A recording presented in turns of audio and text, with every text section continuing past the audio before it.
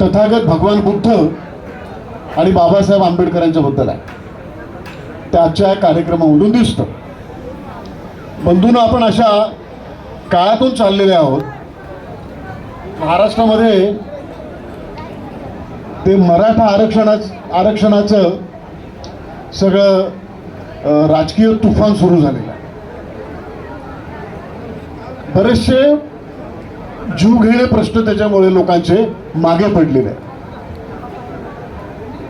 या कार्यक्रमाच्या निमित्तानं धम्मदेसना आपण ऐकलेली आहे.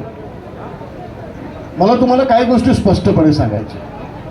तुम्ही त्या स्वीकारा, मान्य करा की नका मान्य करू, परंतु प्रत्येक प्रश्नाकडे बघताना आपला हा दृष्टिकोन हा आंबेडकरवादी असला पाहिजे, याचं भान आपण सर्वांनी ठेवलं पाहिजे, अशी मी अपेक्षा व्यक्त करतो. हे बघा, एक गोष्ट लक्षात घ्या. तथागत भगवान बुद्धाला बाबासाहेबांनी आपलं गुरु मानलेलं आहे. महात्मा फुलेंना आपलं गुरु मानलेलं आहे. परंतु महात्मा फुले आपल्याला जे माहिती झालेलं आहे आणि तथागत भगवान बुद्ध सुद्धा आपल्याला जे माहिती झाले ते बाबासाहेब आंबेडकरांच्यामुळे हे आपण विसरता कामा नये. बाबासाहेबांनी बुद्ध धम्म घेतलाच का? त्यांनी त्याची कारणमीमांसा केलेली आहे. स्वातंत्र्य, समता, बंधुत्व याचा पुरस्कार करणारा जो धर्म असतो त्याला बाबासाहेब धम्म म्हणतात, आणि स्वातंत्र्य, समता, बंधुत्व याला नकार देणाऱ्या कुठल्याही परंपरेला ते अधर्म म्हणतात.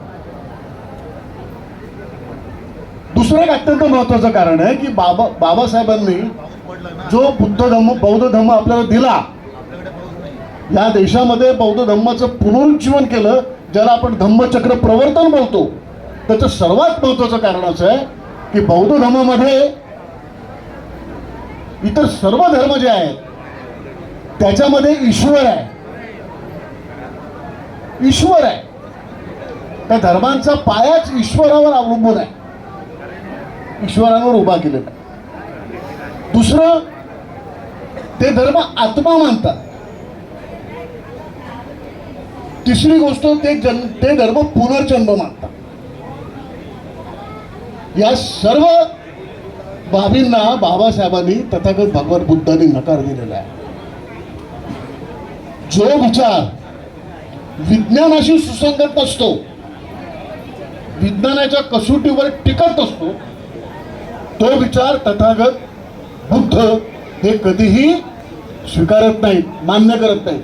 ते स्वतः सांगतात की मी तुम्हाला जे सांगतो, मी तुमचा मुक्तिदाता नाही, मी तुमचा मार्गदाता आहे. जे मी तुम्हाला सांगतो ते तुमच्या बुद्धीला तर्काने पटत असेल तर स्वीकारा, मी सांगतो म्हणून स्वीकारू नका. मग तुम्हाला स्पष्टपणे सांगतो, स्वर्ग नाहीये आणि नरक सुद्धा नाहीये. या ब्राह्मणी कल्पना आहेत. बहुसंख्य अशा पिसलेल्या दुर्बल घटकाला, शोषित वर्गाला कायम गुलामी ठेवण्याच्यासाठी स्वर्ग, नरक, ईश्वर या संकल्पना ब्राह्मणी शक्तींनी निर्माण केलेल्या आहे. जगामध्ये ब्राह्मणी शक्ती म्हणजे फक्त भारतातच नाही आहे, जगभरातला जो पुरोहित वर्ग आहे त्याने या सगळ्या गोष्टींना मान्यता दिलेली आहे, आणि याच गोष्टी आपण सगळं नाकारतो. दुसरी एक महत्वाची गोष्ट लक्षात घ्यायची, विपश्यनेचा पुरस्कार बाबासाहेबांनी कुठंच केलेला नाही. आता मी असं म्हणतो की गोडाऊनच्या गोडाऊन भरतील एवढे लोक विपश्यना करून आलेत, ते गेलेत कुठे? काय धम्माचं काम करतायत? विपश्यनेनं माणूस अंतर्बाह्य हा बदलत नसतो. बुद्ध अँड हिज धम्मा हा बाबासाहेबांना ग्रंथ लिहावा लागला. तो ग्रंथ लिहिल्याच्या नंतर जे पारंपरिक बौद्ध विचारांचे लोक होते त्यांनी तो धम्मग्रंथ जाळलेला आहे.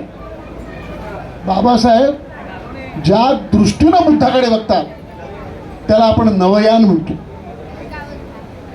त्या वैज्ञानिक संकल्पनेतून आपण बुद्धाला स्वीकारला पाहिजे. 28 बुद्ध झालेले नाहीत, हा ब्राह्मणी अपप्रचार आहे. बऱ्याच जे आता धम्माचारी झालेले आहेत, कमीत कमी 2000 बौद्ध भिक्खूंना RSSच्या ब्राह्मणी शाखेनं प्रशिक्षित करून आपल्या बौद्ध धम्म बांधवांच्या मध्ये सोडलेला आहे.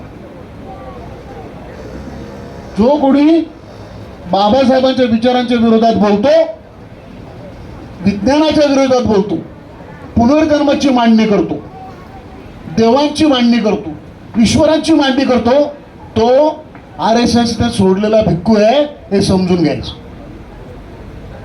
हे खास करून सांगण्यासाठी मी इथं बोललेलो आहे. 28 बुद्ध कुठले बुद्ध? विपස්සना आणि सत्यनारायण गोयंका हा बाबासाहेब आंबेडकरांनी नेमकेपणाने मांडलेला बौद्ध धम्म सांगत नाही. हा आपल्यातला वैचारिक संघर्ष आहे. नाही तर मग आमच्यात आणि त्यांच्यात काय फरक राहतो? बाबासाहेबांचा देव नका करू आणि बुद्धाचाही देव नका करू. ठीक आहे. दुसरी एक महत्त्वाची गोष्ट लक्षात ठेवा, संघटना महत्त्वाची आहे. आपलं सगळ्यांचं संघटन महत्त्वाचं आहे. आपल्यात ताकद असली पाहिजे, समाजात ताकद असली पाहिजे. जो कोणी आपल्याला आरे करील त्याचा प्रतिकार करणं म्हणजे हिंसा नाही आहे. आपल्या मनगटात ताकद असली पाहिजे आणि मेंदूत पण ताकद असली पाहिजे. जर ताकद नसेल ना, तुम्ही बुद्धविहार उभा केलेला आहे खूप मोठा, वास्तू उभी केलेली आहे, आतमध्ये बुद्धाची सोन्याची मूर्ती लावलेली आहे आणि बुद्धाच्या विचाराचे मारेकरी हातामध्ये शस्त्र घेऊन जर बुद्धविहारावरती हल्ला करत असतील आणि आले असतील तर तुम्हाला परित्राण पाठ वाचवणार नाही, तुम्हाला तुमचा प्रतिकारच वाचवणार आहे. त्यामुळं येणारे दिवस फार वाईट आहेत. आता मराठा आरक्षणाला सगळेच लोक पाठिंबा देत आहेत, मला त्याच्याबद्दल काय बोलायचं नाही. मराठ्यांना आरक्षण मिळो की न मिळो तो कायद्याचा प्रश्न आहे. संविधानिक त्याच्यामध्ये काय उपाययोजना आहेत आणि न्यायव्यवस्था काय ठरवेल ते ठरवेल. परंतु मराठा समाजाचं आरक्षण मागताना मराठा समाजातले लोक ज्या पद्धतीनं समाज माध्यमांच्या मध्ये ज्यांना आरक्षण बाबासाहेबांनी दिलं अशा वर्गाबद्दल अत्यंत अपमानास्पद बोलतायत, त्याचा आपण निषेध करायला पाहिजे. ते स्पष्टपणे म्हणतायत की तुम्ही जे आरक्षण घेतले ते 2 किलो तांदळासाठी 2 किलो गव्हासाठी घेताय म्हणे, आणि तुम्ही किती जरी आरक्षण घेऊन पुढे गेलात तर तुमच्या 7 पिढ्या आमची बरोबरी करू शकणार नाही. मला त्याला नम्रपणे सांगायचं मराठ्यांना, घ्या तुम्ही आरक्षण. आता सुद्धा